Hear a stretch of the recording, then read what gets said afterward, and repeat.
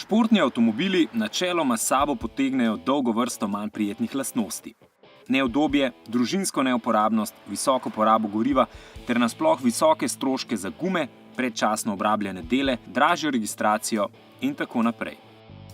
Skratka, če želiš imeti klasični športni avtomobil, je običajno treba biti bogat, tako bogat, da imaš lahko poleg športnega avtomobila še en avtomobil za vsakdanje potrebe, recimo tiste, ki so povezane z družinskim življenjem.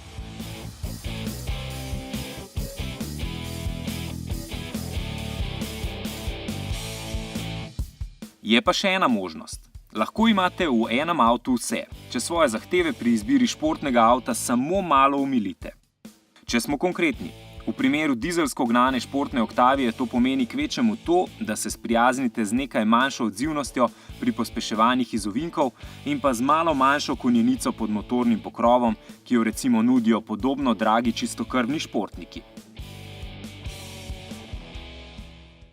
A po drugi strani z nakupom dizelsko športne Octavie ohranite nizko porabo, tudi gume so dokaj klasičnih dimenzij, torej dovolj poceni in stroški vzdrževanja so samo minimalno višji.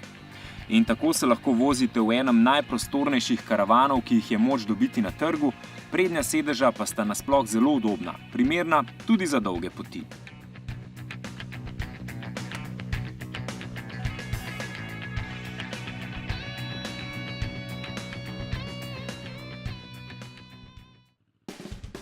Kako prijeten bo družinski izlet, je torej odvisno predvsem od voznikove desne noge. Kako močno se bo znal brzdati, da ne bo iz Octavie iztiskal tistega, kar avto sicer zmore ponuditi, ko sta voznik in avto na izletu sama, na kaki prazni podeželski cesti.